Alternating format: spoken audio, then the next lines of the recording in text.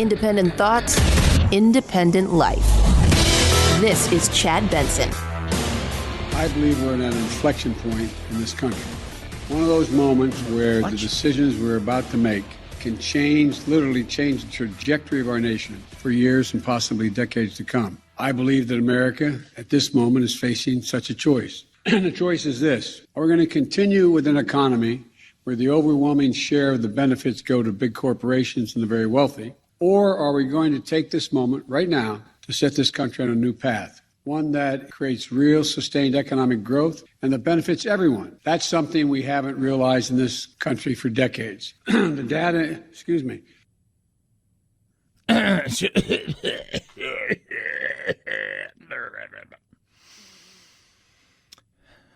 He comes out yesterday. I don't know. He's kind of all over the place. The battle that, okay, so much of what we see on television is what the media wants you to see. What matters, right? It's the economy, stupid. Because as the economy goes, so goes many other things in people's life. Right now, for all intents and purposes, our economy's doing pretty damn good, considering the last 18 months of what we've been going through. With the government help, throwing tons of money at stuff because, you know, as everybody always talks with the COVID thing, I love when I hear stuff like, oh, we're never going to be able to get out of this if it wasn't for what? Well, the unvaccinated. Why? It's not the unvaccinated who are keeping you home and stopping you from doing anything. You're vaccinated. Your vaccine should work, right? I mean, isn't that, you know, it's like, there you go. But the economy has weathered some stuff. We have endured, and we continue to do so. True unemployment, not quite sure. That's the other thing. You never know what true unemployment looks like. Unemployment sitting somewhat okay.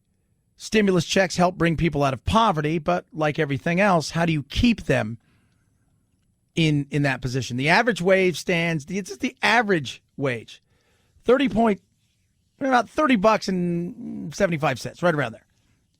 That's an hour. That's up 8% from $28.51 in February of 2022. Household wealth, the bottom 50, 2.62 trillion, up 30% from 2019. A lot of that has to do with homes. You own homes, things of that nature. You've seen your wealth grow, your net worth grow.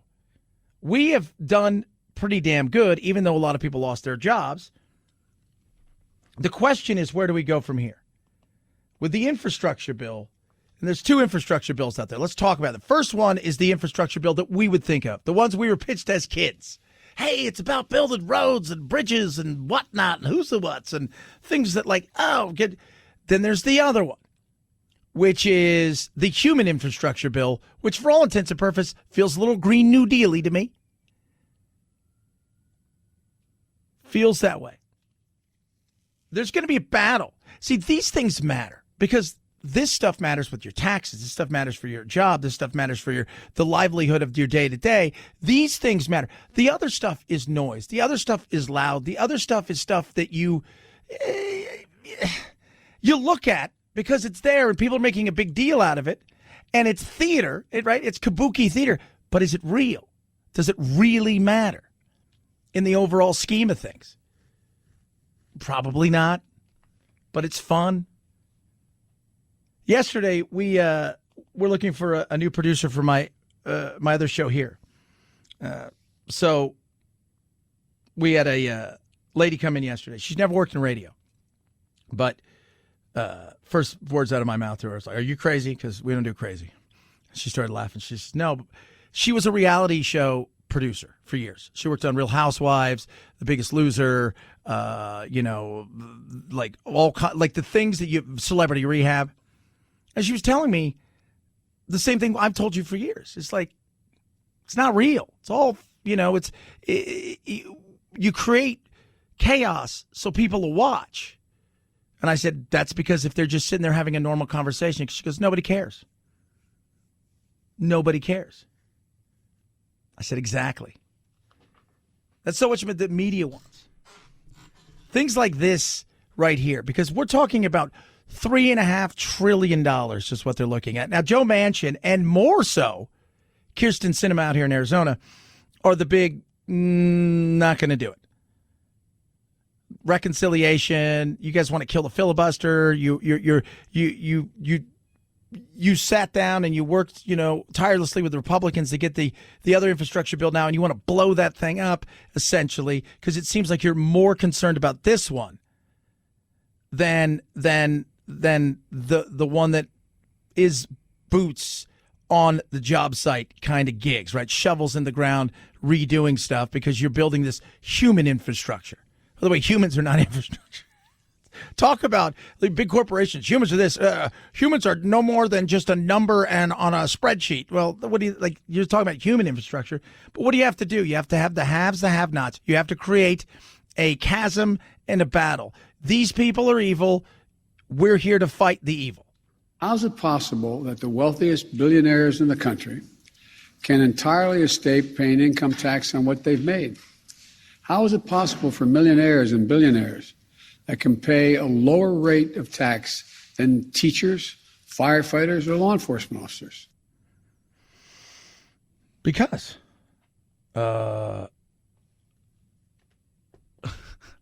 first of all, they don't get paid like regular people. Can we just all agree with that? Right? Like, they're not taking a paycheck like regular people. They're getting, and it's explaining it to somebody. I was trying to have a conversation the other day with one of the youngsters that worked here about, who's really, we were talking about the tax the rich thing, and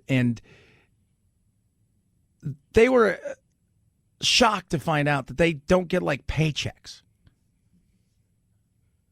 And I'm like, do you really think they just get paychecks? They're like, yeah. I said, no. I said, where they make their money is on stock options, reinvestment. Actually, in many cases, taking out low interest or no interest loans against stocks and all these things. That's how they build their wealth. They have the money do the work for them.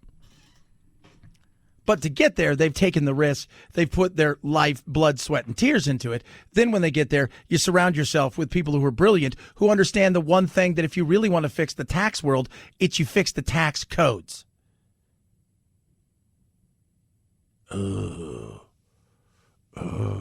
Yeah.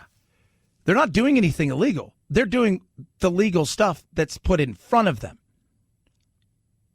And when you don't want to fix the codes, what you're saying is, I'll demonize these people, and at the same time, I know the game because I help write some of these.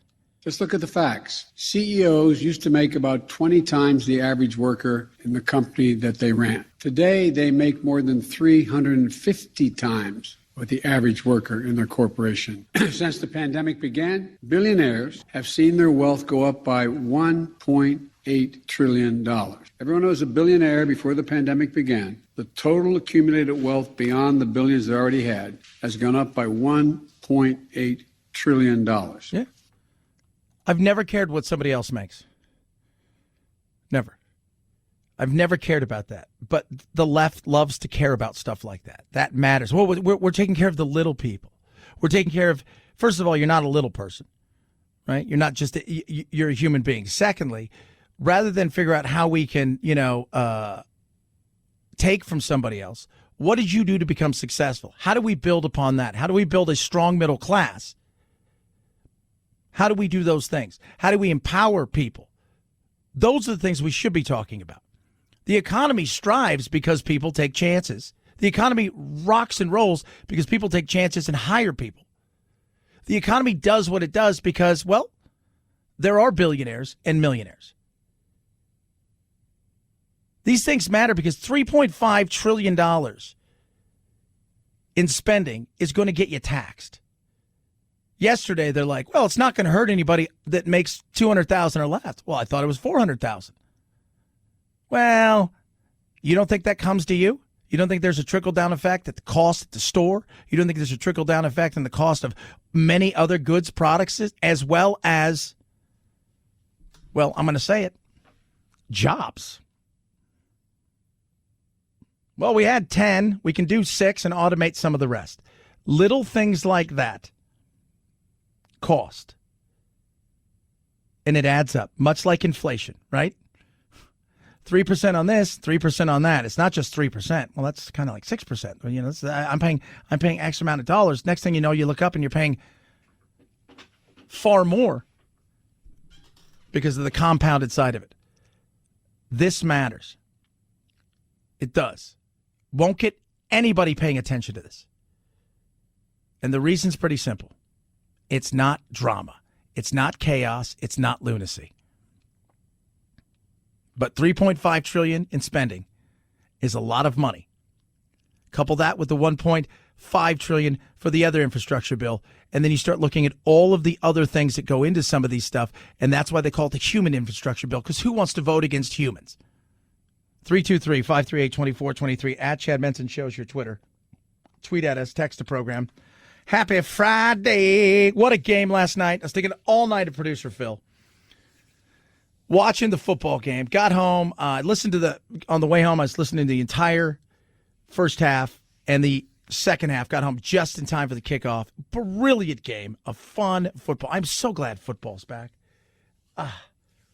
It is just awesome. It is so much fun. It was just fun to watch last night. I was like, this is great. Huge games this weekend in football, massive games in college, and I'm just super excited about it. And I'm like, you know what? It's one of those things. It gives a sense of normalcy and feel, and it's awesome. I love it. It's awesome. 323-538-2423 at Chad Benson Show's your Twitter. Tweet at us, text the program. Rough Greens makes any pet food better. I love Rough Greens. Got home last night, gave my dog Rough Greens, as I do, right? Get him his little food, sprinkle it on top. It's so funny, too, because I'll put the food in the bowl, and Doodle will look at me because, like, well, you haven't put the Rough Greens in there. And I'm like, I'm good. I'm getting into it, man. I'm going as fast as I can. So I put it in there. He eats it up, and it's great, and he'll lick the bowl. But just to see the difference in him, just to see the bouncing and the happiness and the way that he acts and the things that he does, it just makes me smile because this has all these great vitamins, nutrients, you know, all this amazing stuff in it, and vegetables, non-GMO. The thing I love about Rough Greens is it's giving me more time with my dog Doodle. And I love that. I do. If your dog struggles with any kind of ailments, get in front of it. Get them this. Rough Greens, K9 VitaSmart. See the difference. Sprinkle on top of your dog's food. Get a bag for free right now. Simple and easy. ruffgreens.com/Chad. You go there, you're going to get a bag absolutely free. They're going to send it to you. All you have to do is cover the cost of shipping. ruffgreens.com/Chad. ruffgreens.com/Chad. Or call 833-MY-DOG-77. Rough Greens makes any pet food better. Chad Benson Show.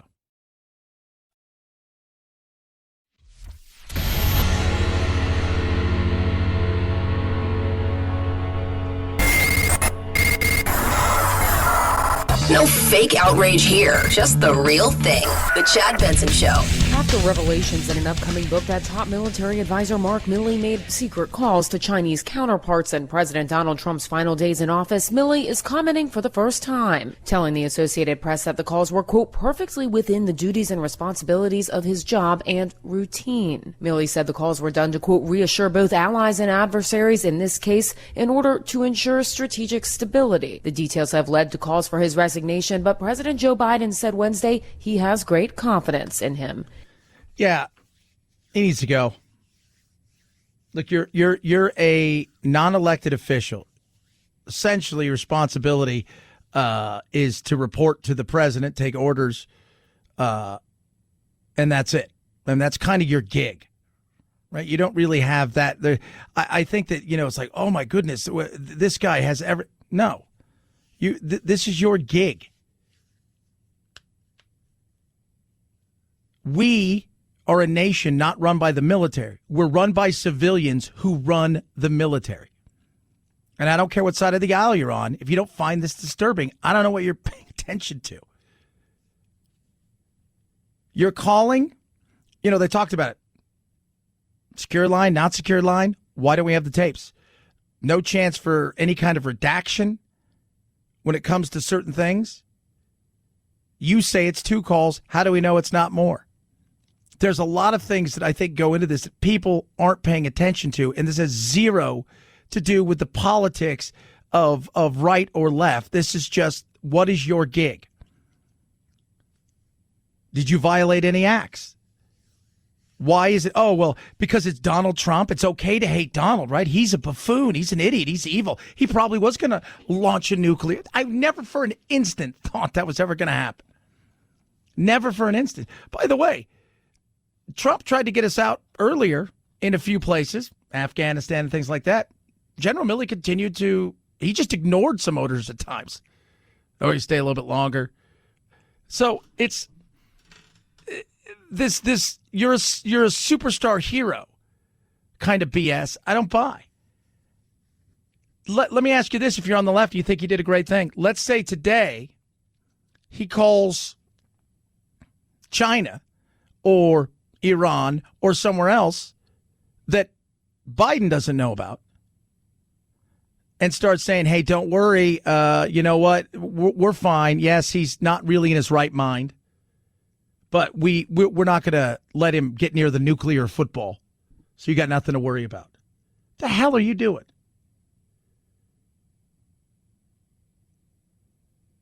It just, and the fact that people are like cheering him on as he's some sort of hero. Well, I don't buy it. I'm sorry. And I don't think anybody else should buy it either. Your job is to essentially report to the president. That's your gig. That is your gig. Those are your duties and responsibilities. And to listen to the president. You advise him and the Secretary of Defense on military matters, as well as the National Security Council and things like that. Man. But the cheering on, I just think it amazes me. It does. And I know you're writing a book, and you wrote a book. You wrote a book, but the salaciousness and the insanity and people that just say, oh, it's no big deal. This is totally within his power. 323-538-2423. At Chad Benson Show is your Twitter. Tweet at us, text the program. Love hearing from each and every one of you. Give me a buzz if you like on the old Twitter and whatnot. Maybe we'll have an interesting conversation, or maybe you'll just yell at me. That's what makes me laugh. Chad Benson Show.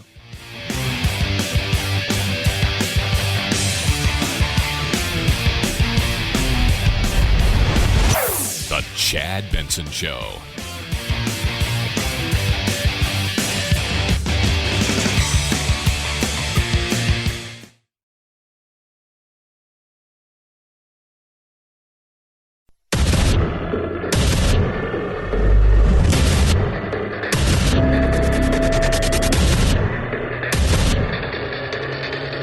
Independent thoughts, independent life. This is Chad Benson. I think we have to stop coddling people when it comes to this and the vaccine, saying, oh, you can't shame them. You can't call them stupid. You can't call them silly. Yes, they are. The people who are not getting vaccines, who are believing the lies on the internet instead of science, it's time to start shaming them. What else? Or leave them behind. He's just... First of all, believe in science. Are we doing the science thing? Is that it? Okay. The question was, what do you think the chances are that you would have to go to the hospital if you got COVID? And Democrats thought that was way higher than Republicans. And the answer is between 1% and 5%. 41% of Democrats thought it was over 50%. Another 28% thought it was 20 to 49%. So 70% of Democrats thought it was way, way, way higher than it really was. Liberal media has to take a little responsibility for that, for scaring the shit out of people. Jimmy Kimmel. I'm one of those people. You make me uncomfortable. You're going to keep coming at me, aren't you? And the reason why I'm bringing this up is because it's much harder for every touring act to sell tickets in blue states. Oh, interesting. They're afraid to go out of the house. I see. Whereas in red states, it's all good to go. So I just want to say to those people, I ain't going to give it to you. I promise. It's safe. We're doing everything we can. There's distancing. There's masking. Enjoy. Live life. Bottom line is, we know if you're vaccinated, you almost never die from it. So look, I'm for whatever is getting America back to where I can see the James Bond movie in the theater. Let me tell you something. Get out there. Live your life. Get out there and live your life. But this person's not vaccinated. Are you vaccinated? Well, yeah. Then what do you care? Well, I might kind of get sick or something. You might kind of. What's stopping you? Well, the government, local municipalities, states, that's what's stopping you. Business is afraid because they think they're going to get in trouble from the states or the government. That's what's stopping. Not the average person, like the person who's not getting vaccinated because they think for whatever reason it is. Maybe it's they think they're going to turn into a magnetic person. Or maybe they think, you know what? I'm super fit. I'm young. I don't need this crap because I think it's a money grab. I'd like to give it a little bit longer. Whatever the reason, they're fine with it. So why should you worry about them? Well, because it's stopping you from what? They're not stopping you from anything. It's government. They're not stopping you from anything. Yeah, but people could get sick. Again, if you got the shot, I got the shot, I also had it. So apparently, according to studies, I'm really good to go. But in saying all of that, if you believe it works, then what do you care? Well, I still could get sick. You could. You could also get the flu. You could also get food poisoning. You could also get the stomach flu. You could get a cold. You could get hit by a bus. There's a lot of things you could get or could happen to you. This shot isn't magical. It's like, hey, guys, did you know I got a shot? Now I can jump off a building and I fly? No. Life is about risk. Get out there and live it. And if somebody says, wear a mask, hey, you people out there who feel your freedoms will be taken away because they're asking you to wear a mask in their store, stop being a Richard. But the drama of like, oh, God, if you get it, you're 99% likely to be in the hospital. Just if you know, no, it's not. By the way, the vast majority of people who get it non-vaccinated survive. And those are the people we know.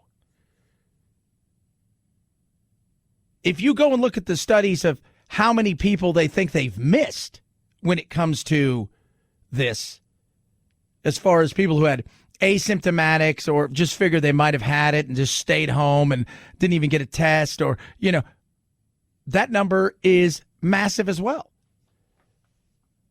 It's just insane. It really is. And you get the likes of Don Lemon just shaming people. Go ahead, shame them. Call them stupid. Call them idiots. You think that's going to get them to, oh, well, hey, you know what? I was totally against this thing, but that guy insulted me. I'm totally for it now. Talk about an idiot. You know, Don Lemon is extremely stupid. He thinks that, like, by calling other people stupid, would he have the balls, for example, to call 44% of blacks stupid, right? He thinks that everybody's this amorphous, like, red hat-wearing group of people who live out in the sticks, when, in fact, there is a whole bunch of categories of people who are not vaccinated. One of them are people that are young and very fit and think that they can risk the virus. I know a few of those people. Yeah. Yesterday, the lady who interviewed with us, we didn't know if she was vaccinated. My on-air partner who sat down, he sat further away, he wore his mask, he's getting ready to take some trips. You know, I sat right there closer to her, and so did Pablo, who's the other producer, and we chatted. And was she vaccinated? Not vaccinated? I don't know. In saying all of that, I don't think she was. From, you know, maybe she was, maybe she wasn't. I didn't care. I had the shot. I've had the thing. I'm living my life. I'm not going to live in fear. Right? But she's a fitness instructor. I know several people who are into fitness, who are really into health. They're healthy, conscious individuals with all kinds of stuff. And you know what?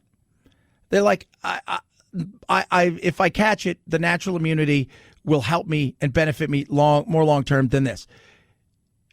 It is ridiculous. And everybody always thinks, too, it's always just people on the right. Look, are there a bunch of MAGA people out there? Yeah, there are. But there's also a ton of other people, young people, a ton of healthy, conscious people, a ton of the people that were already not into vaccines for their kids. But when you insult people and you don't expect them to dig, and you don't expect them to do anything but to come on your side, you're not winning. If that is your goal, but that is the goal. Let's shame people into this. Let's treat them different. That's insane. You have women who are either pregnant or want to get pregnant, and they have an extra layer of concern that other people don't have. You have blacks that are superstitious of any medical intervention from the government because, hey, Tuskegee. You have people that are immunocompromised. There are a whole sort of people. If you broke this all down, you would find that it's not just a bunch of stupid people. Yeah. Now, there are stupid people, of course. We know that. But you heard Bill Maher when he was talking about that poll. Those are mostly liberals, right?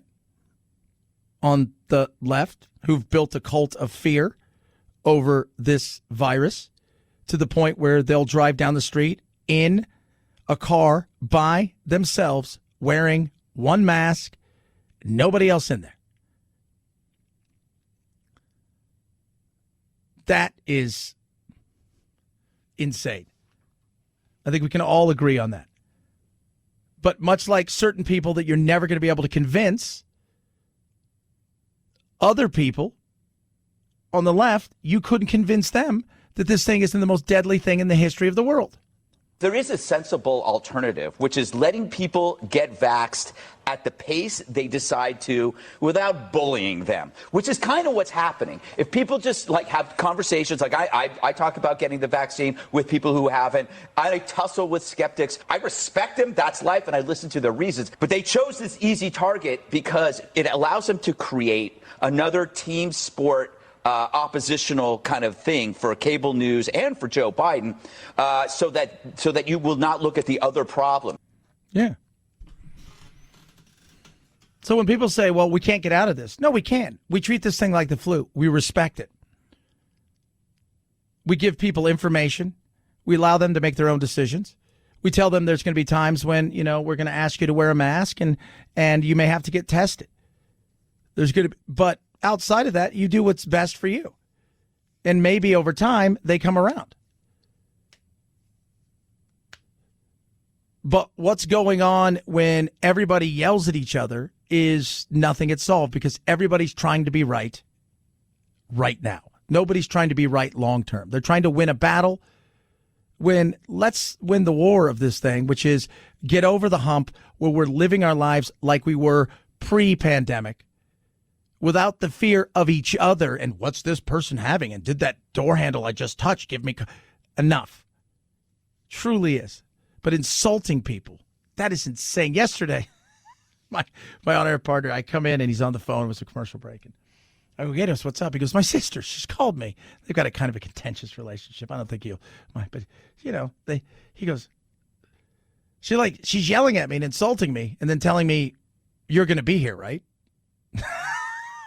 He goes, I've never had anybody invite me somewhere by yelling at me and insulting me. And I looked at him and I said, so yelling and insulting, that doesn't work for you? No. And I said, think about that for a second. Because he's pro-mandates and everything. He's like, 323-538-2423 at Chad Benson Show is your Twitter. Tweet at us. Text the program. Love hearing from every single one of you. I do. Feel free to hit me up across all social media. Again, I'm not doing as much as I was in the past, and part of it is because exactly what I'm talking about here is it's the craziness. So you can't even post something without somebody coming and throwing nastiness out there because that's all that people know how to do. That's all they know how to do. They don't know how to do anything else anymore. They can't engage you in a real conversation over stuff. And it's a sad situation that we find ourselves in, that we can't have a real conversation. Yesterday, the whole Nicki Minaj thing the last couple of days, if I'm the White House, I would have had her there yesterday. I would have had her there doing essentially live streaming to to her. Everybody talks about her Twitter followers. Screw her Twitter followers. She's got like 160 million Instagram followers. Between the two, she's almost got 200 million people she could reach. And you missed the opportunity. You wanted to give her a call? That is just, you. Once again, are you really serious about this? Well, she could have been a huge helper. Get her there. Say, look, get that you don't want to take this. You've got questions. Let me help you with that. What can we do to for your audience, for your fans, for you, that will make you a little bit more, it'll take away some of that fear and that reticence to not want to take this, and a little bit more ready to think about taking this, or maybe even taking it. But they missed the opportunity. Speaking of opportunities, don't miss yours. Oh, yeah. GetRoman.com/chat. Talk to a U.S. licensed healthcare professional right now about, ED. Erectile dysfunction. Guys, you can do it all now from the comfort of your home. Discreet, convenient, straightforward, U.S. licensed healthcare professional. Sit down. They'll do a full online evaluation. And if they find a treatment that works for you, guess what happens? They're going to ship it to you for free shipping within 2 days. So you're going to get free shipping within 2 days. Boom, it comes out to you. So that way, when the opportunity arises, so do you. Yeah. You don't want it. There's nothing wrong, guys. It's nothing. As we get older, things happen, all this stuff. It is the time. And you still got some summer of love left. Now, this is what I want you to do. Go to GetRoman.com/chat. If you're prescribed, 50% off your first month ED treatment. GetRoman.com/chat. Get Roman ready now. Save 50% off your first month ED treatment. Make sure you're ready to have confidence and control this summer. Roman ready. GetRoman.com/Chad. Chad Benson Show.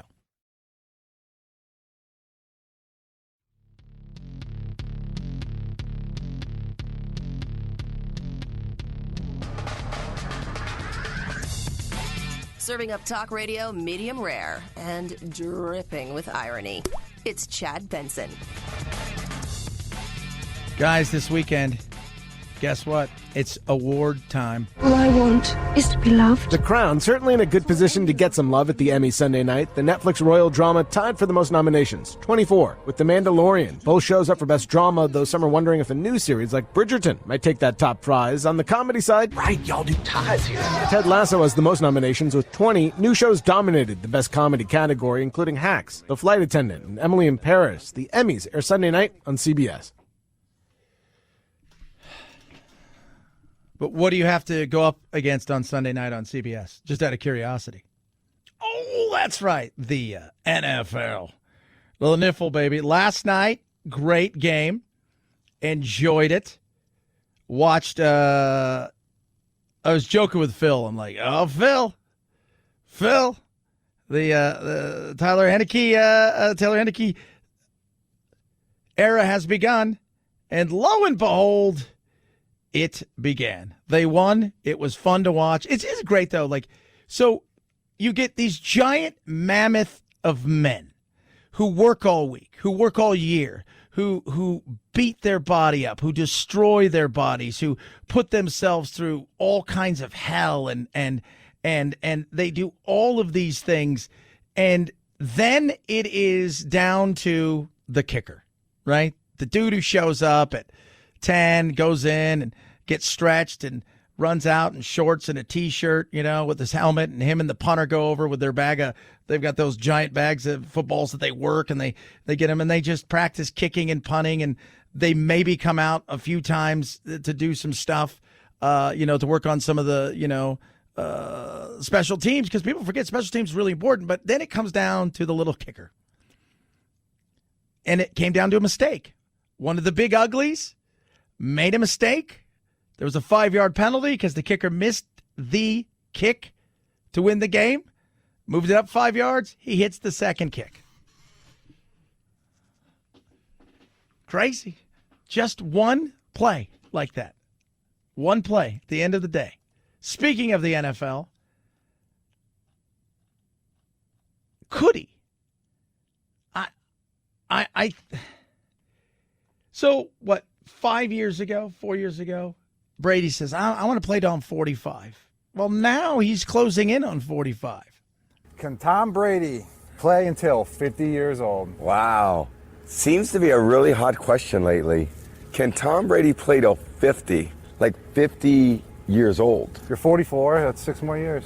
I don't find it so difficult. And plus, in Florida, it's kind of a retiree state, so I feel like I can play and then just glide into retirement. I think I can. I think it's a yes. See, can he? It's a silly question, right? That's, but then I'm here, and it's retirement-y, and then at the end, though, he hits it with the real Tom Brady. I think I can. I think it's yes. I think I can. I absolutely think I can. Now, there is another situation when it comes to this. There's a little spin to that question. I think it's, will Giselle let Tom play till 50? That's the real question. That is a way better question. I'm sorry, babe. I love you. You would let me. You'd let me do anything as long as I'm happy. Yeah. It is crazy. Can he play to 50? Maybe. I as long as he's healthy and his arm's the way it is, why couldn't he? It is interesting, though. 323-538-2423 at Chad Benson Show's your Twitter. Tweet, text, Chad Benson Show. This is the Chad Benson Show.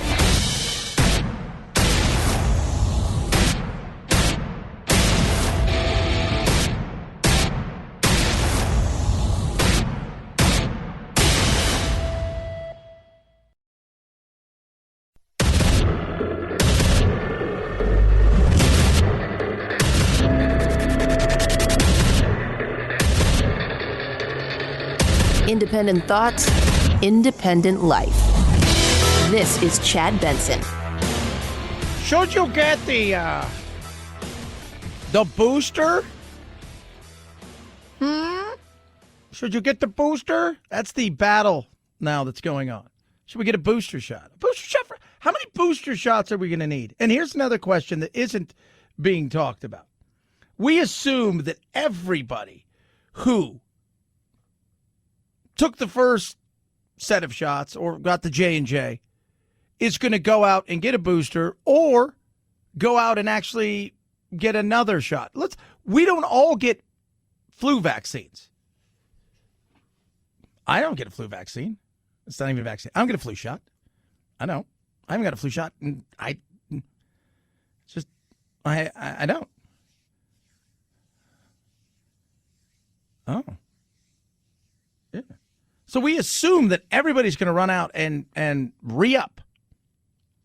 I don't think that's to be the case. And I think with the thought of boosters and the feeling that you're pushing people into something that we're not even sure we need at this point in time, it's frustrating.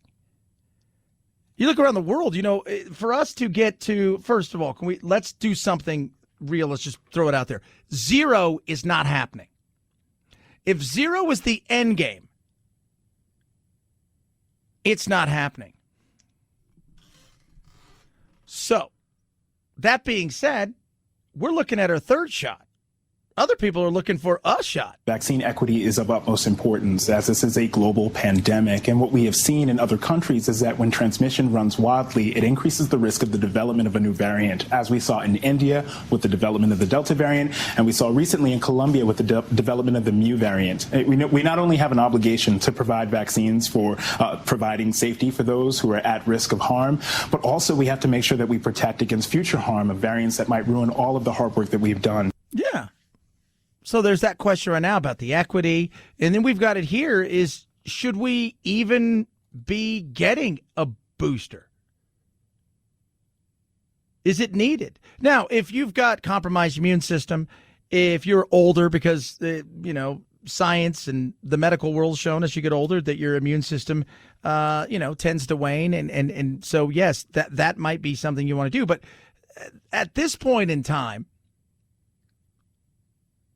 where's the rest of it? You know who keeps telling us we need boosters? The White House. You know who keeps telling us we need boosters? Joe Biden, the president of the United States. You know who keeps telling me we need boosters? The CEOs and the spokesholes for these companies. I think it's a fair question to ask, right? We should be asking these questions. We know that there may be differing opinions as to the interpretation of the data regarding the potential need for additional doses, and we strongly encourage all the different viewpoints to be voiced and discussed regarding the data. So when people tell me everything's settled science, listen to this, guys. This is a big dude over there at the old FDA, right? So listen to this. We know that there may be differing opinions as to the interpretation of the data. Welcome to the world of science. There's going to be differing opinions in the interpretation of data? Yes, there is. Because you go look at gravity's gravity. We all agree with that. But for these things, not all is equal. Right? So if you and I jumped off a building, we're going to fall. That's happening. Right? But your body and my body are different. My antibodies may last longer for whatever reason. Maybe you're older. Maybe you got a compromised immune system. These are all things. Maybe, so like law, there's going to be different ways they're going to interpret the data. But then you also have to look over and go, okay, what do we have? Well, we've got billionaires now, and we've minted, I think, if I'm correct, 7 or 8 new billionaires in the pharmaceutical world since this has begun. On top of that, they're donors. And they've helped us, and I have zero problems with them making money. None of that stuff. But I also know that you like to protect the sandbox and the goodies you have in your sandbox. So making sure that the captive audience continues to receive is a real thing. But this is the new fight that we have going on. It's not even now a fight about should you get vaccinated or shouldn't you get vaccinated. It's like, should you get a third shot? How about a fourth? And then you got people running out there going, oh, I'll take a fourth. Oh, this is my first one I've ever taken. I should take it now. Goodness me. No. Let's see some, and I wish we had the arbiter of truth, if you will, which is nowadays in any story, we almost need a referee. We need somebody who is not paid by the government or from pharmaceutical companies. Somebody just comes up and goes, yeah, I read the data. And, after a year, after 14 months, yeah, we advise you to get it, another shot. Or, hey, you know what? If you've had it and you have the shot, you could probably go 2 years without getting one.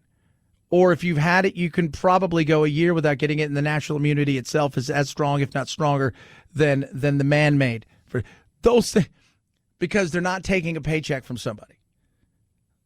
So you have nothing in the game. There's no skin in that game. Because everybody's kind of coming at it with, the government, they're pushing everybody because it's good politics. And then these guys over here and gals are pushing people because it's good business. How about the person that's just going to go, here's not my opinion, this is what I see, and this is what I would advise you to do. Based on not them or them. Ooh. 323-538-2423 at Chad Benson Show is your Twitter. Tweet at us, text the program. Do love hearing from all of you. Oh, man.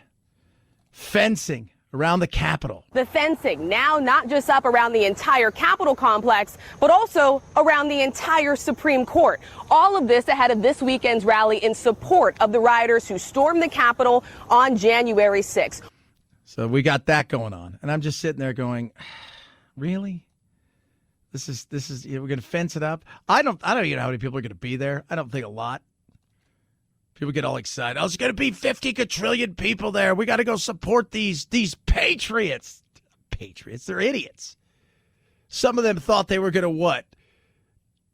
Reinstall Trump as president. A few of them few of them were so lost in the insanity of QAnon, they didn't know day from night. Others were just buffoons wandering around. Some people went there and they thought they were there because they thought something was done wrong and they wanted to show their support, and they wandered in. It's a mixture of people. But it's just like someday people will sing songs of joy to you guys, and we'll hold bonfires on certain days. January 6th will be like Guy Fawkes. You guys don't know who Guy Fawkes is. So like November 5th in remember the 5th of November. And it was Guy Fawkes, and the whole thing with Guy Fawkes was he was going to blow up Parliament.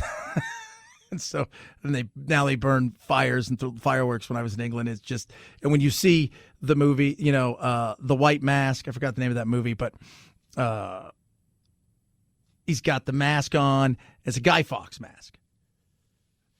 And he's like, is he a martyr or whatever? But they celebrate. Nowadays, we when I was in England, they just, it's fun, we're going to blow stuff up. It's like your 4th of July, but, no independence. We just I'm like, okay. And they have big bonfires and they shoot it up, but they were going to blow up Parliament.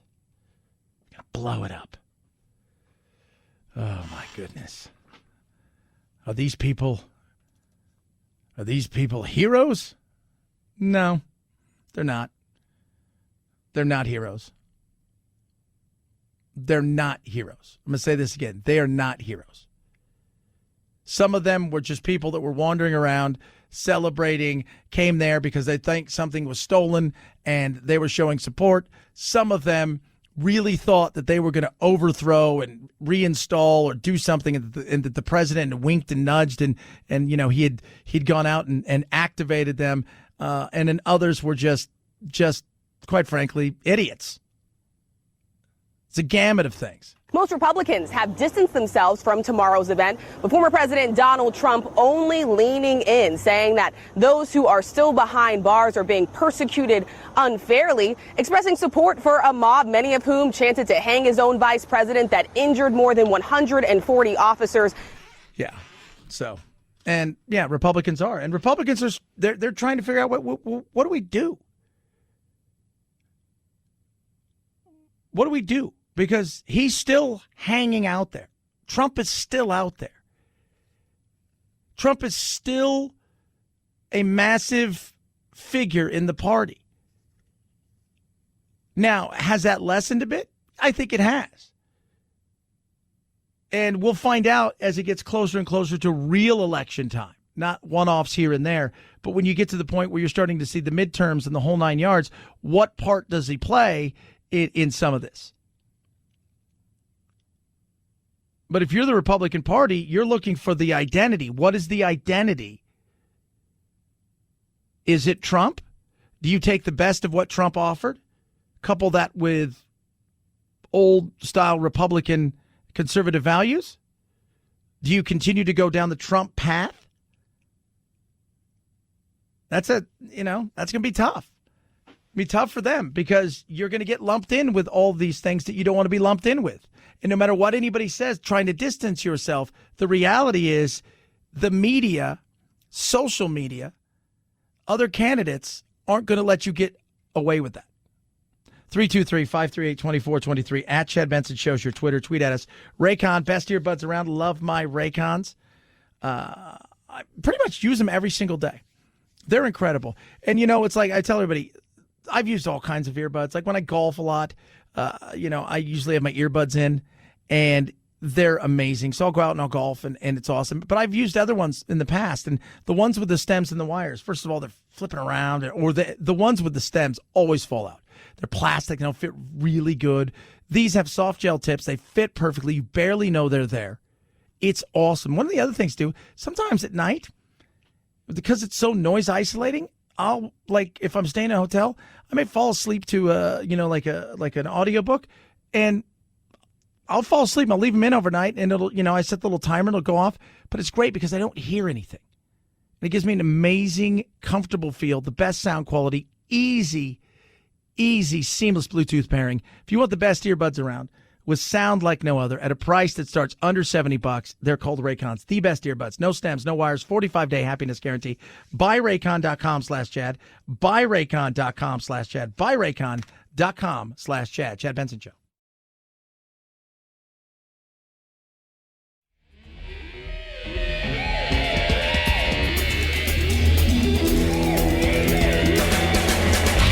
You go, boy. This isn't about right or left. This is just about right and wrong.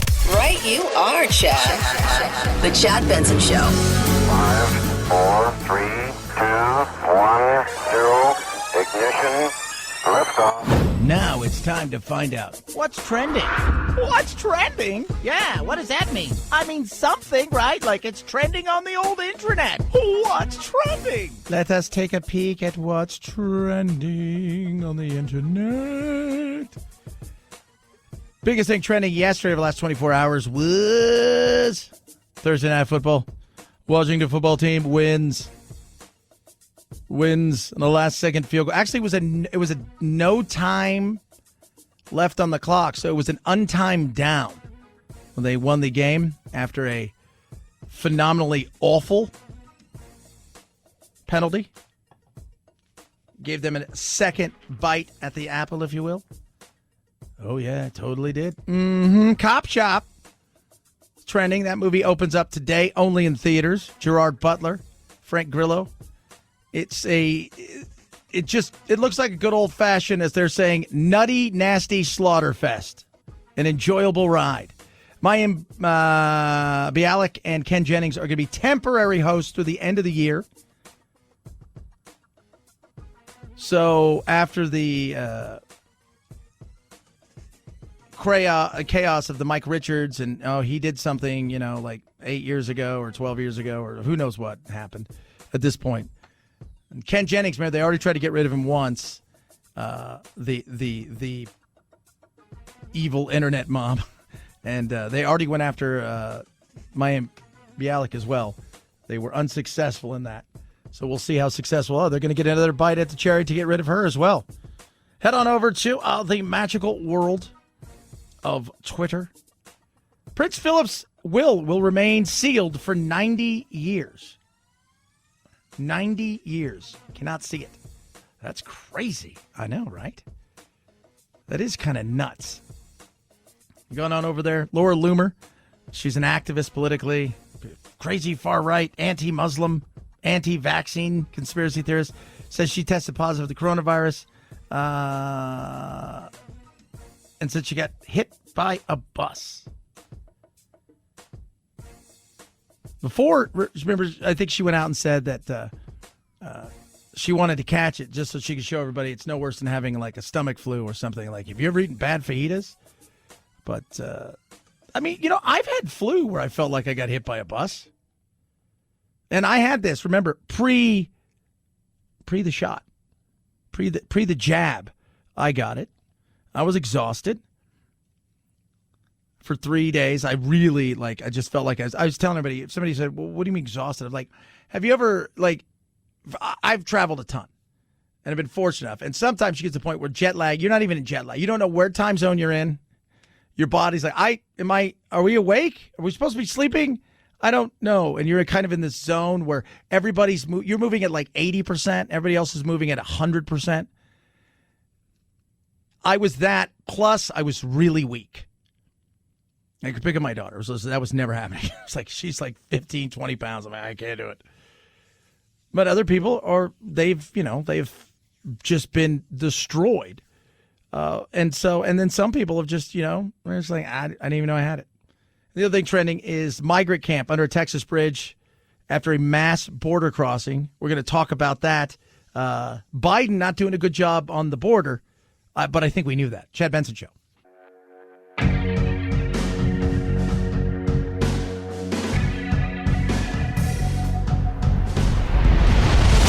The Chad Benson Show.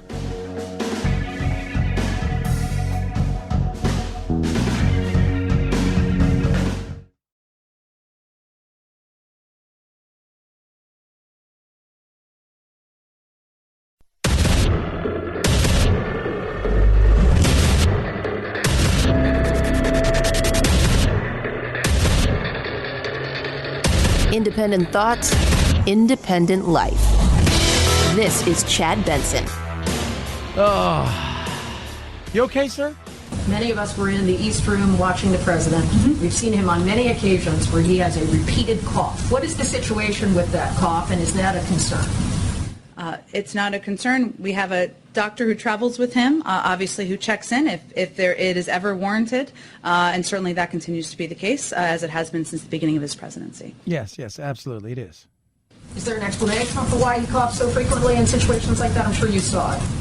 I did. I don't think it's an issue of concern. I think there are a range of reasons why we may need to clear our throat, or we may have a little light cold, and that's certainly something that presidents, elected officials, reporters, spokespeople can confront, but it's not an area where we have a medical concern. Excuse me.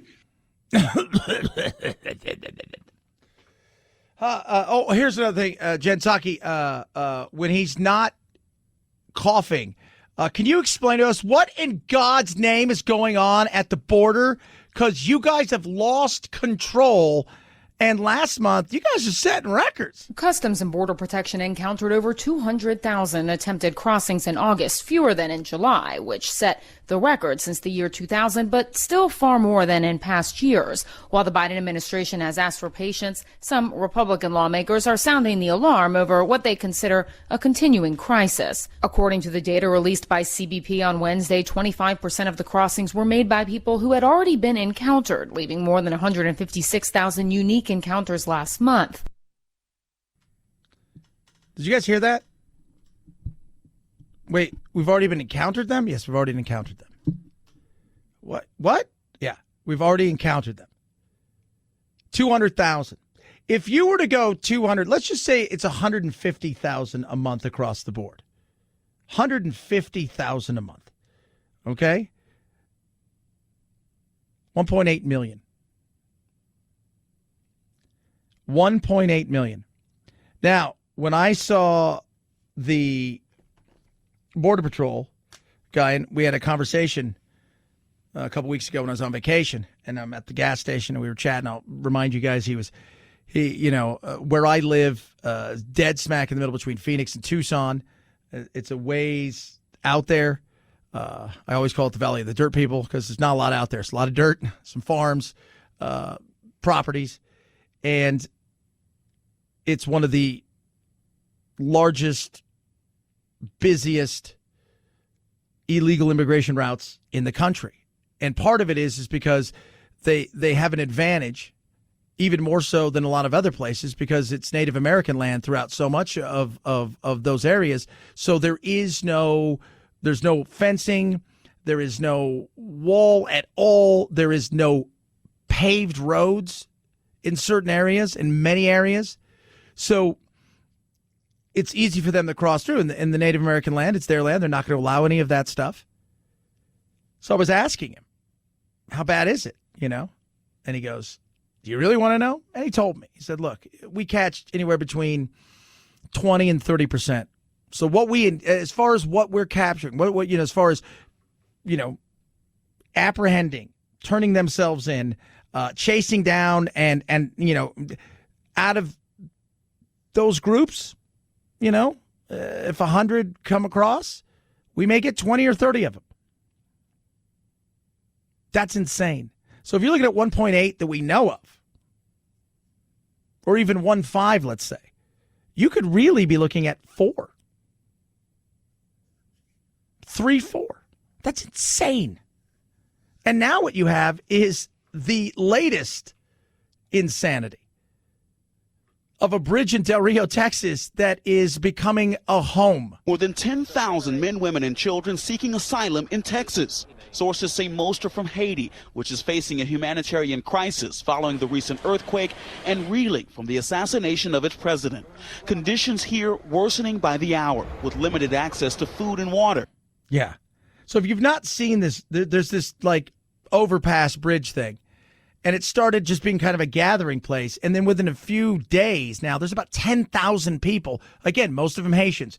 We know what's happened in Haiti right there. Their president was murdered.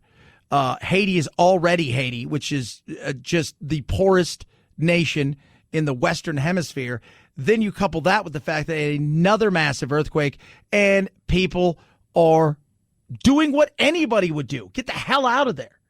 But they've come here. What do we do with them? That's a question. Do we offer them asylum? Do we offer what there's 10,000 of them and they're just under a bridge. And you're looking and you're asking yourself, what's going on with you guys here in the immigration? I'm hearing nothing of this. I'm hearing nothing of anything from the administration. Well, people are getting frustrated. Getting frustrated doesn't mean action.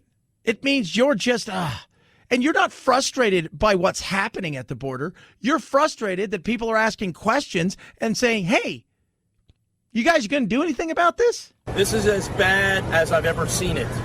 There is no southern border. It's pure chaos. Pure chaos. Got our buddies down in McAllen, Texas. KURV. What's up? What's happening, guys? You've got Tucson sector, El Paso. It is a nightmare. You're doing nothing.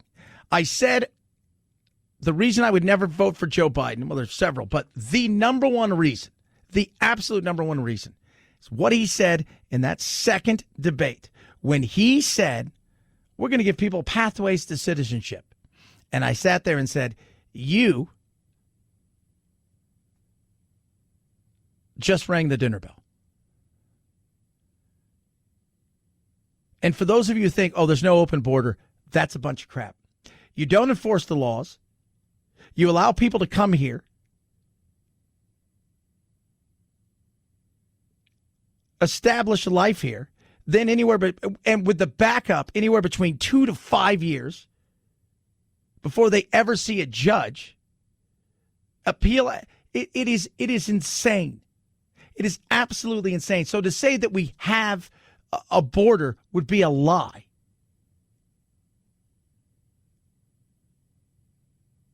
We don't. You're not interested in solving the problem. For all of Trump's chaos and craziness that surrounded him, and so much of it was just a bunch of crap and had nothing to do with anything.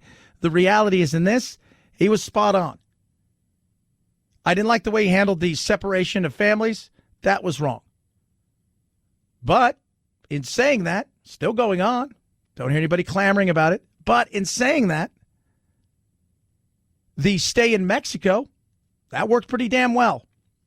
And now that's gone. Well, they reinstated it. You can reinstate it all you want, but as we see with any political move and law, it's how you enforce it that matters. And they're not going to enforce it. So if you think 2.5 million, 3 million, 4 million people a year coming across the border, and by the way, let's say 200,000 people came here that we know of last month, because those are the numbers. They vaccinated? They getting COVID testing? No. Okay. So what happens from there?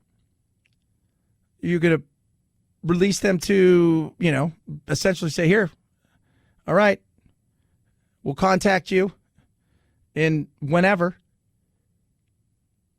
It's nuts. It is absolutely nuts. Will not address the issue. And the person you put on it to solve the issue, well, she's just AWOL, right? Just nightmare. 323-538-2423. At Chad Benson Shows your Twitter. Tweet at us.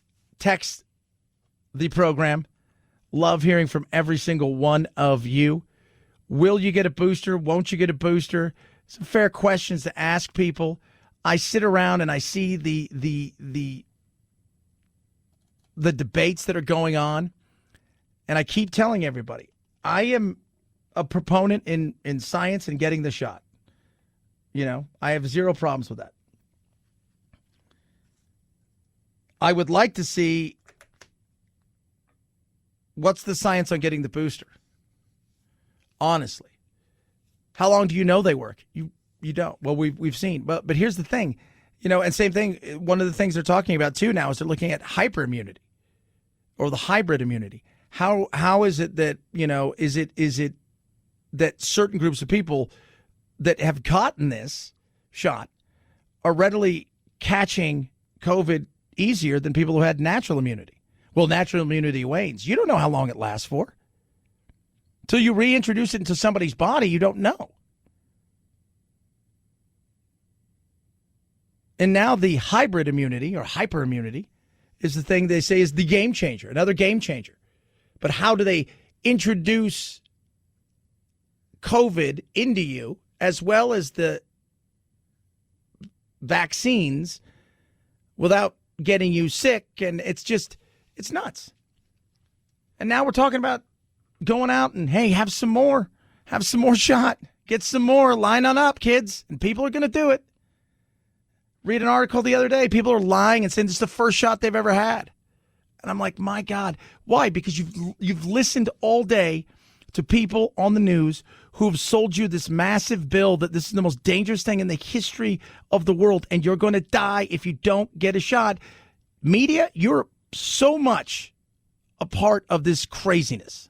The question was, what do you think the chances are that you would have to go to the hospital if you got COVID? And Democrats thought that was way higher than Republicans. And the answer is between 1% and 5%. 41% of Democrats thought it was over 50%. Another 28% thought it was 20 to 49%. So 70% of Democrats thought it was way, way, way higher than it really was. Liberal media has to take a little responsibility for that, for scaring the shit out of people.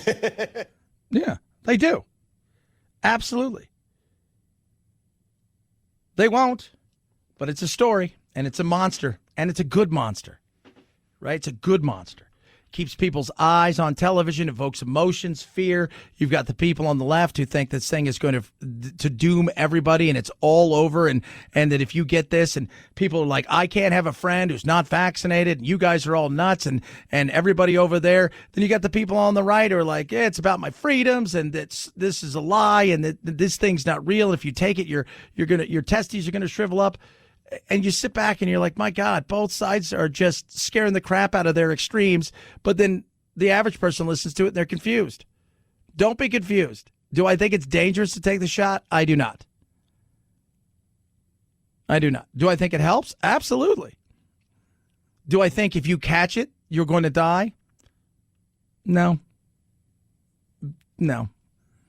If you're under 60, you're good health. Probably not. If you have comorbidities, 3, 4, 5 of them, the average one who's died from this has 4, you might die getting the flu. So there's a lot that goes into this. Can't have a conversation. Can't. Instead, it's all or nothing. And as we all know, when you do that, people push back. And guess what everybody gets? Nothing. 323-538-2423 at Chad Benson Show's your Twitter. Tweet at us. My Pillow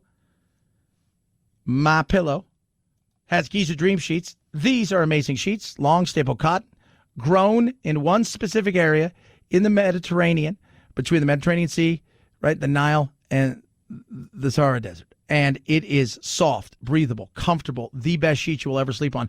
Normally, they run over $100. You're going to get them now for $49.99. 6-day money-back guarantee. So many colors to choose from. Machine washable. They will fit your bed perfectly, and you can choose the size of bed. You got twins. You got a king, the queen, the whole. They got them for you. Top of that, they've got the Giza from the Giza Dream sheets. You can go get the My Slippers with your back. You can wear them indoor, out there. It's a patented fill along with this amazing gel. You will love these things. Indoor, outdoor, wear them all the time. Super comfortable. When I go golfing, when I'm done, I throw them on because it just helps my feet feel so nice afterwards. Get these and all these other amazing deals at MyPillow.com. Use the promo code Benson. MyPillow.com, promo code Benson. MyPillow.com, promo code Benson. Chad Benson Show.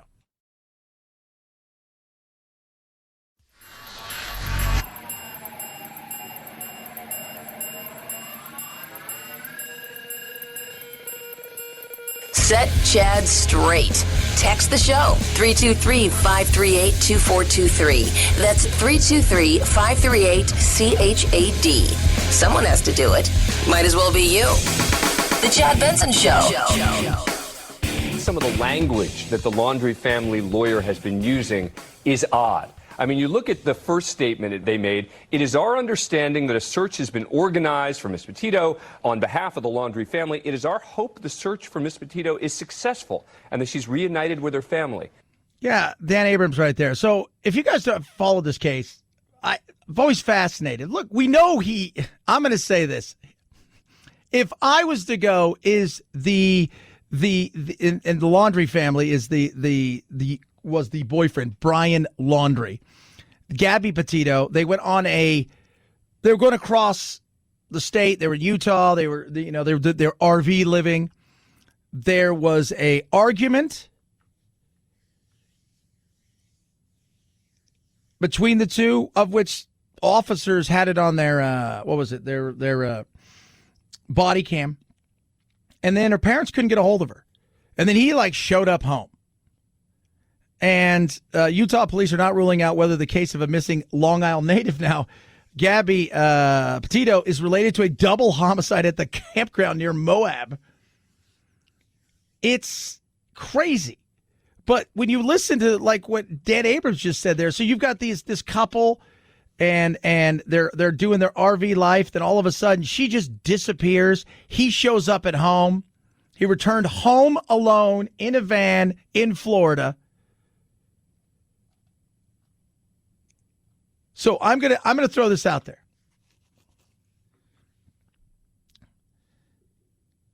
You go on a trip with your girlfriend, your wife. You go camping. You come home from camping. She doesn't. And you don't really have an explanation of what took place. She just doesn't come home.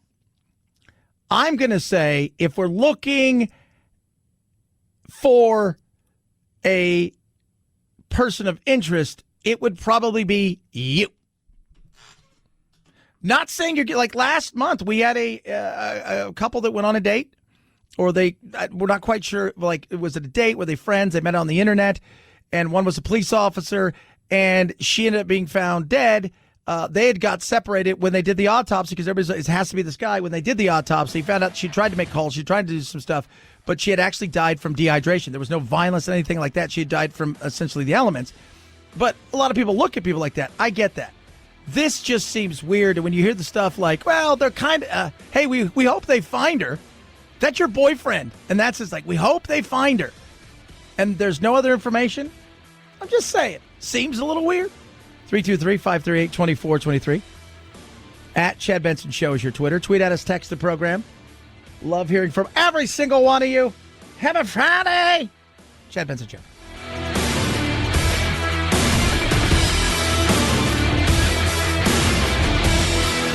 This is the Chad Benson Show.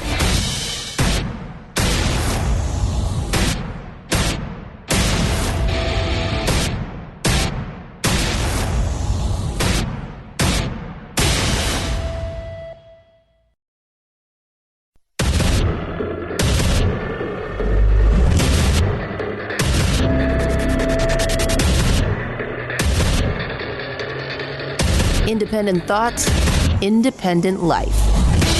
This is Chad Benson. Have you had resignations with the mandate? We've had a handful, but so really just single digits? It's a very the ones I'm aware of are in single digit number of people. We're going to have more by the time it finishes, but it's going to be a very low number of people that ultimately choose to leave. Scott Kirby, CEO of United Airlines. Only a few people have decided left so far. And like I said, we're going to have more, but it'll be a small number of people. I don't know how many people. What happens if 6 weeks from now, this thing is down to virtually nothing? We've put the mandates out there. Are those mandates going away? Is there any sunset in these things when, hey, we get to a certain level, all this craziness that we're doing, we're going to scale that back? No, never. That's not going to happen. That's not how government operates. It's not.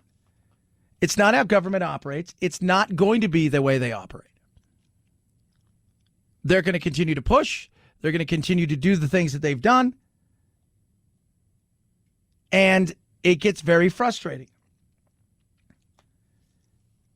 And we've become ridiculous in the way that we act towards each other. Case in point.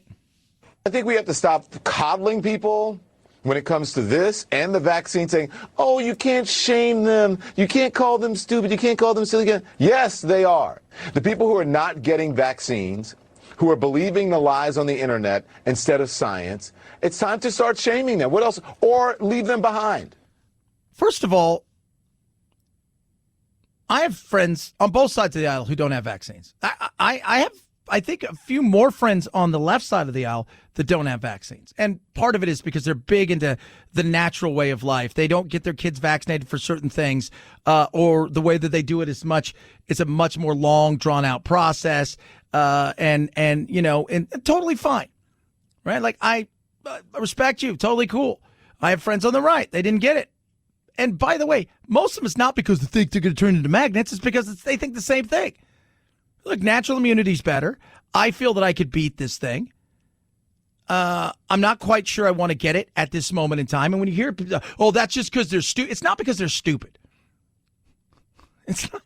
When you call people stupid and then expect them to do something for you that you want them to do, apparently you don't understand humans. You don't get the human psyche of the world. You don't human beings. And when you listen to Don Lemon there, it's crazy. We're going to leave him behind. If you ask the people that aren't getting vaxxed for whatever reason, hey, you guys understand though this thing, like some people are like, it's a hoax. Like, okay, whatever. But we get that. Other people, it's like pharmaceutical companies came up so they could sell you stuff. Okay, and then of course you got the people that are the magnets, but the majority of the people, they're a little cautious. The majority of them are also feeling like, I don't get the flu shot. I don't think it's going to be. I look at the data and the numbers, and it's not what the media makes out to be. And I'm in really good shape, and I'm 32, and so they're choosing not to get it, and that's. But if you ask them, hey, are you cool with living your life the way we did before? They're going to be like, yeah. We're not stopping you. You guys are trying to stop all of us. No, you're not stopping. But it's not getting better. But they've accepted that. When you look at the South, like Alabama and Arkansas and Kentucky are going through this what are like the states with the highest rate of probably obesity, morbid obesity, unhealthiness? When you look at the most unhealthy states, who are the ones that are struggling? Really? Honestly, who are the ones? It's the South more often than not. And so you go and you look at that and you start thinking to yourself, Mississippi, Louisiana, Arkansas, Alabama, West Virginia, Tennessee, Kentucky, Oklahoma. These are the most unhealthy states in the country. South Carolina.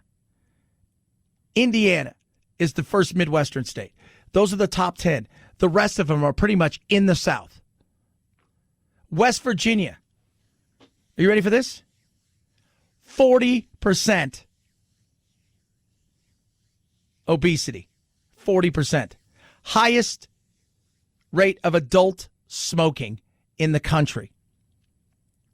Kentucky, second highest rate of adult smoking. Oh. You start looking and going, oh my God, look at all of this stuff. Obesity, obesity, obesity, smoking, smoking, smoking, smoking. What does that lead to? Unhealthy lifestyles. When you start looking at unhealthy lifestyles like that, and you couple that with diabetes, COPD, heart disease, cancer, and then you throw this on there, yeah, that's totally understandable. But they should get vaccinated. But they're not. And they've accepted that fact. So maybe it's time we take a step back and go, all right, well, then let's just live our lives. Well, yeah, but what about those people? They've accepted the risk. They understand. You've pointed it out. Either they will or they won't. But to stop down everything is the stuff that's insane. But you can't, because we can't have a conversation about any of this stuff, because you got to turn it into a fight. Oh, you're stupid. You're an idiot. You're this. You're that. Or you're just buying into everything. That's nuts. That's nuts. I was telling the guy, there are so many people out there who can't. They accused me of being, you're a lunatic left-winger. You are an insane MAGA cult person. And I laugh. And I'm like, you hear what you want to hear. You live your life inside of an echo chamber. There is nothing in your life where if you were pointed to facts that juxtapose the facts that you have, that you got from your area, that you would be even open-minded into listening. No, because you're too busy trying to win arguments rather than solving things. You, in particular, experience it, I think, from both sides, where half of the country is mad at you one week and the other half is mad at you the other week. Does that concern you? Does you pay attention to it? Does it bother you? Well, I don't pay attention to it like read Twitter. I'm not stupid. I gave up really tweeting a lot. Like, why? Anything I would want to say on Twitter, I can't say on Twitter. Okay. I'd be killed. I could say good morning. and the first 10 responses would be, well, I guess with your white privilege, it's a good morning. There's a lot of fear in the air in general. You don't want to be caught applauding something that might be controversial. I could give a Boom. Bill Maher. And that's the truth. That right there is the spot-on truth. You can't. You'd be surprised, right? You can't even have a conversation about, like, hey, you know what? Chad, why don't you want to force people to get vaccines? I'm like, why should I force somebody to get a vaccine? Are you vaccinated? Yeah. Well, then you've done your part that you think you needed to do. This person, you worry about your own house. Oh, that's because you're an anti-vaxxer. Well, yeah, but I've first of all, it's not a vaccine, it's a shot. I got the shot. Secondly, I've had it. So that being said, do you think the shot works? I do. Well, then why are you worried? Why are you worried? Because we can't get out of this. Why can't we get out of this? It's not because people in vaccinations, right? That's not it. It's because governments and cities and local municipalities and stuff, and they're the ones who are clamping down, and they're the ones who are saying you got to do this, and now mandates and all these kind of things, and that's not the well, it is the unvaccinated. No, it's not. Well, you don't want people sick at work. No, I don't. Businesses should be allowed to do the things that they want to do, keep their employees safe, keep their customers happy and healthy. That's fine. Being mandated, stupid. But if it's not mandated, people won't do it. Then they're going to choose not to do it. But you can only do what's right for you. You can only do what's right for you. Keep your own house healthy and happy and do the things that's right for you, and then go from there. It's like the whole thing, the battling of masks in school. Well, we should mandate it. Why? Because it could spread amongst kids. Yeah, it could. The kids aren't going to wear their mask, right? You're going to go outside and they're going to take their mask off. They're going to hang out with their friends after school. They're going to play sports together. They're going to do all of those things together. Am I correct? Yeah, of course. So all that being said, if you want your kid to wear a mask, you say, hey, you know what? Somebody else may not want to wear a mask, but you're going to wear a mask. There you go. Problem solved. Well, parents can't be trusted. Well, they're the parents. I think most kids would, if parents told them to, they would. You can't even have a conversation about that.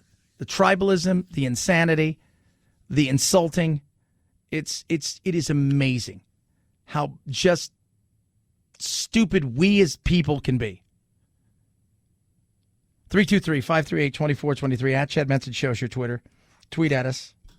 Text the program. Be Roman ready. What is that? Well, when the time is right and the situation arises, you would like to make sure it arises with that situation. Roman wants to make sure you're Roman ready. ED, it's real. You know it. I know it. So let me tell you what you're going to do if you're struggling. Go to GetRoman.com/Chad. You're going to talk to a U.S. licensed healthcare professional. You get a free online evaluation. Take care of erectile dysfunction. All from where? The comfort and privacy of your own home. Give yourself more confidence to be ready when the time is right. It is so simple. If medication is appropriate, so you talk to the U.S. licensed healthcare professional, if it's appropriate, it ships to you free within 2 shipping days. It's convenient, discreet, straightforward, easy. GetRoman.com/Chad. Complete an online visit and go from there. And on top of that, we'll save you some money because that's what we do. We want you to have fun. GetRoman.com/Chad to get Roman ready. GetRoman.com/Chad. If prescribed, 50% off your first month ED treatment. Make sure you're ready to have confidence and control this summer. Get Roman ready. GetRoman.com/Chad. Chad Benson Show.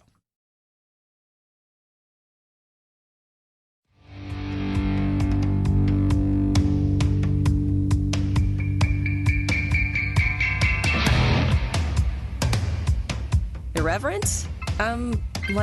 Yeah. So what? It's the Chad Benson Show.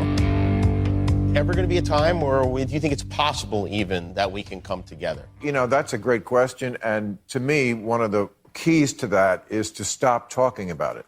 Stop talking politics. When I was a kid, you may remember the same thing.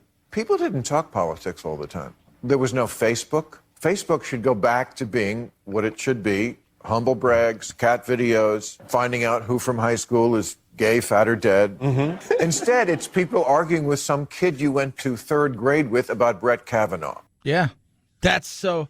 Again, I go back to social media. It's part of the business.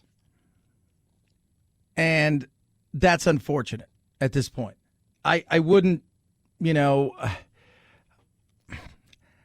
I just, it's, why do we argue over stuff? First of all,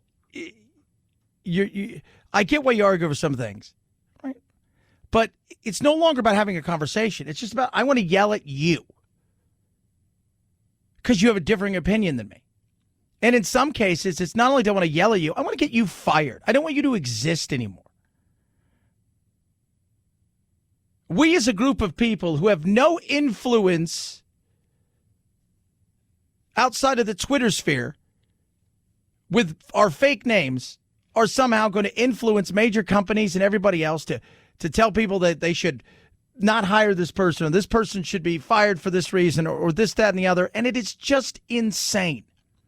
And as long as we have this kind of situation where this punishment culture exists and that people are more interested in being right than rich and they want to get a point across and they want once their point's across, that's where they want the conversation to stop. It's nuts. You want to know how to heal America? Shut up. Shut the hell up. Stop talking politics all the time. Stop trying to convince people. It's a big country with lots of people who don't think like you, no matter what side you're on, and you're not going to convince them. Just accept it, like you do in a relationship. No, really. You're married. Right. You must know 3 most important words in a relationship are not I love you. They're let it go. Yeah. I tell people sometimes it's just okay to swipe by something. You don't have to be outraged. Sometimes you can go, you know what? I'm going to swipe by it.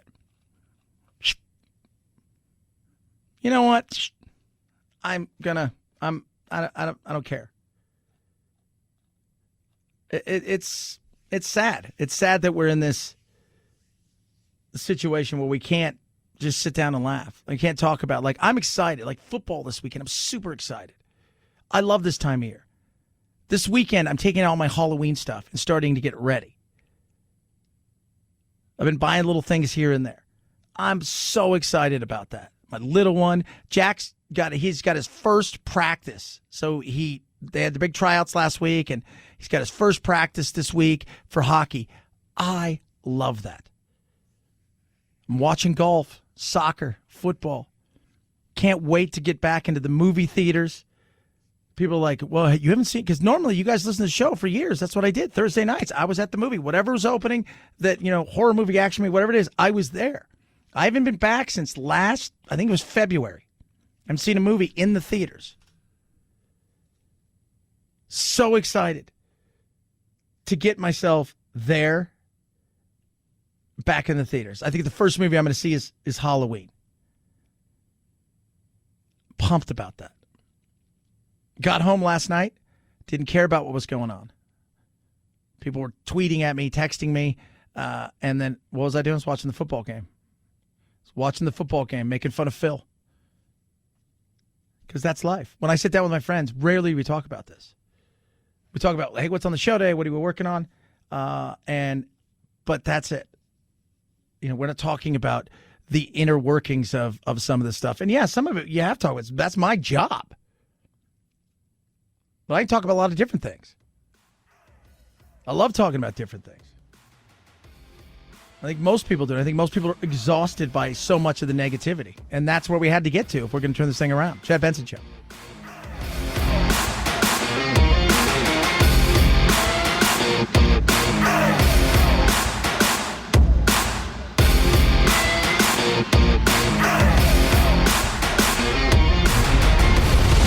The Chad Benson Show.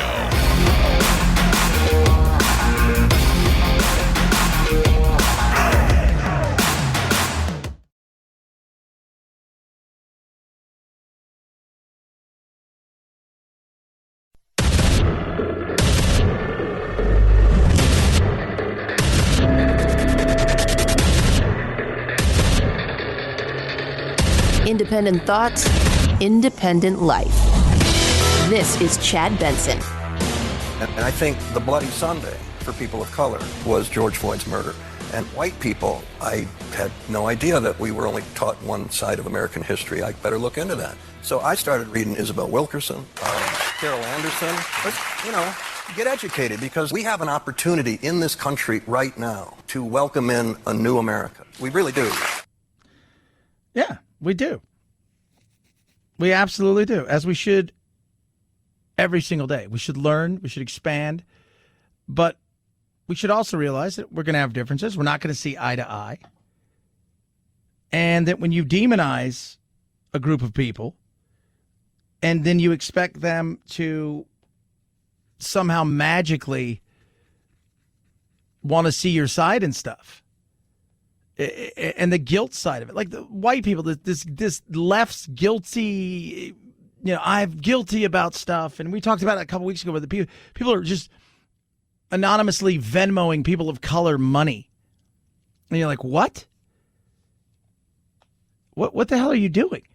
We have an opportunity in this country right now to welcome in a new America. I feel the same way. Yeah. That there is. I'm sure you do. I mean, it's strangely, not only in America, not in the way we approach our civic society, but in the arts, to rededicate yourself to first principles. Yeah, and white people are the ones who need to hear it. There's goodness in everyone. You just have to care enough to look for it. And is that true today in 2021? Is there goodness in everyone? Not so sure. Get your candy ass. Yesterday, I sent something to my uncle.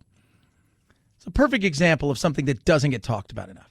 It's a perfect example of something that never gets any play, except in small little doses, because we've got social media algorithms that understand to keep people engaged. Seeing something good happening might make you go, but seeing anger will evoke an emotion. Seeing something that you may disagree with will allow you to engage.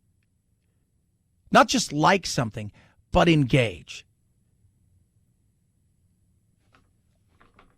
And when I hear stuff like that, it's always the stuff that never gets talked about. So yesterday I sent something to my uncle, and I thought, you know what? I said, dude, this is great. I sent to my wife, sent to my uncle, and it was this really cool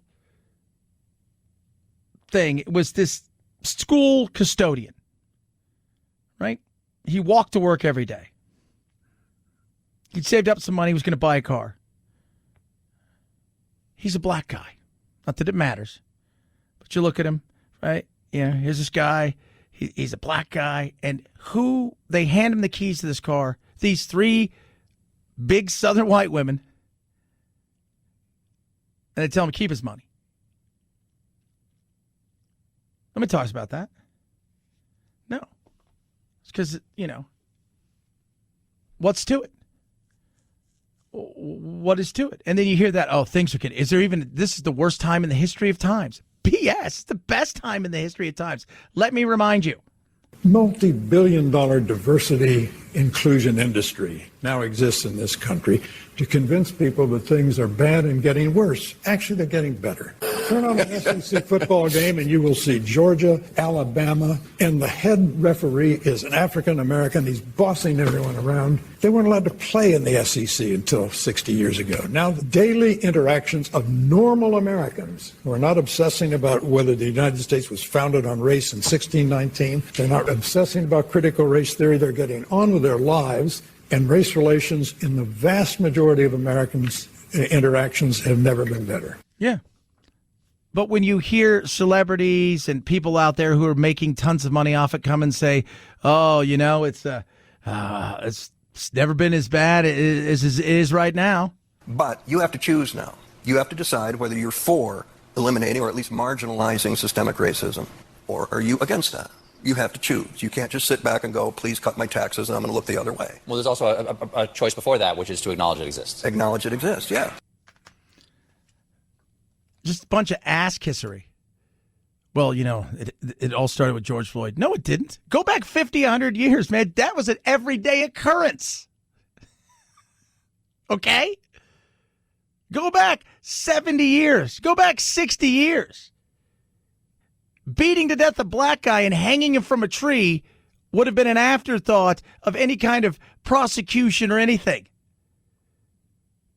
In certain places in this country, absolutely. So when you say, well, that was the day, that was no. What happened to George Floyd was awful. Nobody will deny that. Racism will always exist. Absolutely. By the way, everywhere in the world, it will exist. Everywhere. But not the way that you think it exists. Not the BS that you espouse, that every white person's wandering around on a daily basis thinking, how can I keep a black person down? I'm so busy today, I don't know if I'm going to be able to get lunch. It's a business. And much like with the whole thing with coronavirus, it's a great selling tool. Scares people, gets people to evoke an emotion, gets people involved in stuff. But at the end of the day, if you step back, you're like, coronavirus sucks, and I don't want anybody to catch it. Is it the deadliest thing in the world? No. Is it, it's like, have they made it out to be this evil, horrific thing? Yes. Have they made it out to be emotional? I look at them as no different at times, like watching some of the media when they talk like coronavirus, than I look at when you watch that damn Sarah McLachlan commercial. You don't think that's selling an emotion? Hey, let's put this sad song. And we'll do that, and let's get a dog that is skin and bones and shaking, looking terrified. And then we'll tell people to send money. And you're just like, oh, well, there's something to that. Of course. Because it evokes an emotion. Racism, same thing. Well, Chad, of course there's racism. There's racism all over the globe. You don't think people in the Middle East who have their belief systems and certain things don't look at other people in the Middle East that don't believe the way they do and think of them as or people who come from different tribes throughout many of those regions don't think that those people are less than? There's caste systems, all kinds of things. But when you look at us comparatively, the diversity to things that we have, to say that, we're in some sort of weird, like, oh, this is like every white person is a moment away from grabbing that sheet and burning a cross. So stupid. 323-538-2423 at Chad Benson Show's your Twitter. Tweet at us, text the program. Love hearing from every single one of you. By the way, holiday season, it's upon us. So I'm in the store the other day, and the Halloween stuff is pretty much out in earnest everywhere. And this weekend, I'm assuming it's going to really be out. But I saw a set of Christmas plates. And I thought, it's here. It's here. Now, with all of the chaos and the craziness of COVID, with all of the supply lines issues, what's the toy situation? Pandemic-related supply chain issues are fueling concerns about a toy shortage. And now toys are stuck at sea because of major traffic jams at the ports of California. The number of ships waiting to dock in Los Angeles and Long Beach hitting a new record. As of Wednesday, 146 ships were at 2 ports. 88 were still in drift areas waiting to dock. Santa leaves you a note. Dear Timmy, sorry about everything. The elves got stuck at sea. It's a problem from the loading docks in China all the way to the retailers' loading docks in the United States. The biggest part of it being ocean shipping, being extraordinarily expensive and taking much longer than it ever has. Yeah. Nightmare. When it comes to that, you've got the supply chain too, with so many things being electronic now, the microchips. So it's one of those things where you should start looking, what's the hot toy now, and buy early, because late may not be good enough. Now Walmart, Target, and Home Depot are chartering their own private cargo vessels to make sure merchandise arrives on time. The message to consumers, buy your holiday gifts now. Yeah. Yeah, I'll start doing that. I mean, I already know what Jack wants. Like, Jack's easy. Jack's so into hockey right now. Like, you could not believe how into hockey he is. It's like, it's crazy how into hockey he is. And I'm loving every second of it. I do. Even though I joke, but I'm like, could you find a more expensive sport like race cars? No? A guy I used to do endorsements with, he had his son race cars. And he got to like the third tier, like the NASCAR. But then he was really into the, like, that's one of those things where a lot of that is politics in certain areas. But he does the, like Top Fuel, the funny. He's just like, his dad's like, that's the only reason, I work at this point. Because I could have retired 15 years ago. It's just, I got to pay for this. I'm like, my God. It's not quite that. But I'll tell you what, my last year of my brother playing in, AAA, it's the highest form of the under 18s, like, was it midget or whatever? You can't call it that anymore. Like bantams, whatever it is. It cost my mom $50,000 with travel, private tutors, all of that stuff. Oh God, I'm gonna tell you this right now. Now, in saying all of that, my brother played a couple years in the minor leagues, but he had several concussions, and he wasn't the sharpest tool in the shed. So the doctor said, look, you're already kind of stupid. This isn't going to help you. At least now you're charming. But he's even as a kid growing up, his dream was never to play in the NCAA. He always wanted to be a coach. And now he coaches for the Ducks. And he's already got licenses and stuff as far as his coaching, and it's a career for him. I mean, that's always been his thing. So, my mom looks at it like it's totally worth, all that money Grandpa and everybody spent. It was totally worth it because he still lives for the game. He's still in and around the game, and he's going to grow. And it's, and I'm like, it's kind of worth it, right? It is. It wasn't the sharpest, though. Oh, my goodness. I love him, but I'm like, dude, you got to stop. He got hit in a game. It was like his second or third major junior game. He got destroyed by a guy that cheap shotted him.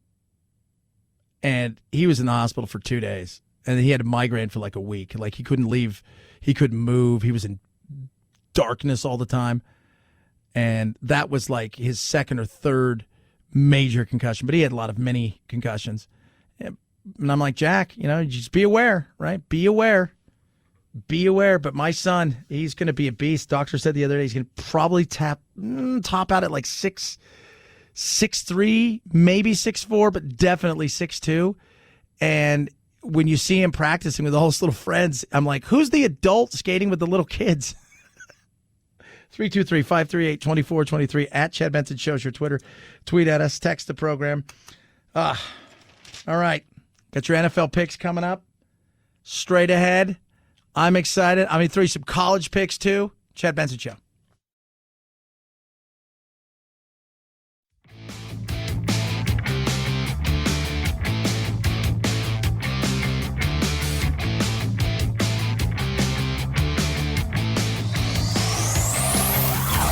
Check out our Chad Benson Show Facebook page where you can hang out or hang your grievances out to dry. This is Chad Benson.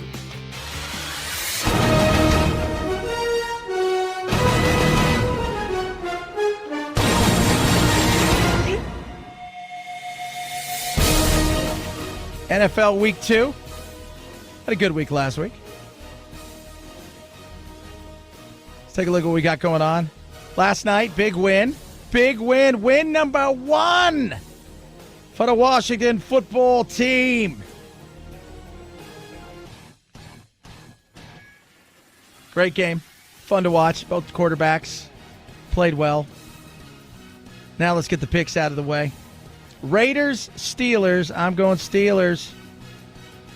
They're at home. They played well last week. They stymied. The Raiders have a good offense. But I just have a feeling Steelers are going to win their home opener. 49ers, Eagles. I'm going to go, oddly enough, with the 49ers. I think the 49ers are going to win that game. I think they're playing well. They're going to put up some points. And home opener, let's be real. There's just people are looking at Jalen Hurts. He's the quarterback. If they fall behind a little bit, Garoppolo gets moving the ball, and it forces him to press. I think that's going to be Browns back. Browns bounce back. I'm going with the Browns. I'm writing this down, baby. Browns beat the Texans. Broncos, Jaguars.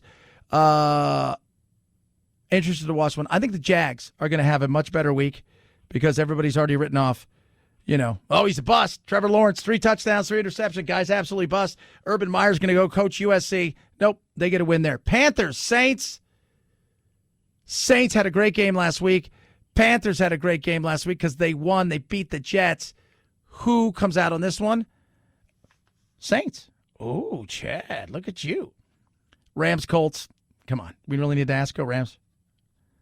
Go Rams. Bills, Dolphins. Bounce back game for the Bills. They get that one. Patriots, Jets. Pats. I could never pick the Jets. Never. They're just Vikings, Cardinals. It's going to be an interesting game. I'm going to go with Cardinals. I know that's weird. I'm going with the Cards.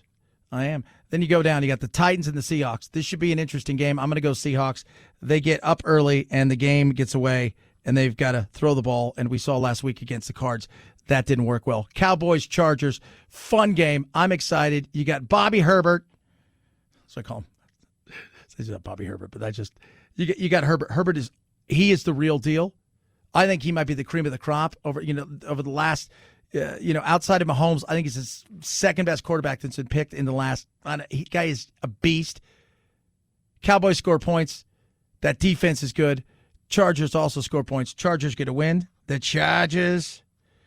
Then you got Raves. You got the Ravens and the Chiefs. That's just stupid. Chiefs are going to smoke the Ravens. And then finally, Monday Night Football, Lions, Packers, bounce back for the Pack. If the Packers don't win Monday night, home opener, if the Packers don't win, because if you guys, I love football. I watched last week that Saints game. So remember, the Saints were playing at home, but their game was in Jacksonville because the IDID rolled through and busted up the state. And while there was no damage to the Superdome, there was no power. So they moved it as far away from and the way that they planned it I thought was brilliant, is they moved it as far away from Green Bay that would cost them the most money for the Green Bay fans to get there. And I thought that was brilliant. All that being said, if you watched Aaron Rodgers, he just is like, I mean, it's like nothing about him. He seems like just, nah. We've won a lot of games around here. We've lost a few, but you move on. It doesn't matter if you play incredible and put up 50 or you get blown out. You move on to the next opponent. He's always been that way, but last week he looked like he didn't want to be anywhere near the Packers for football.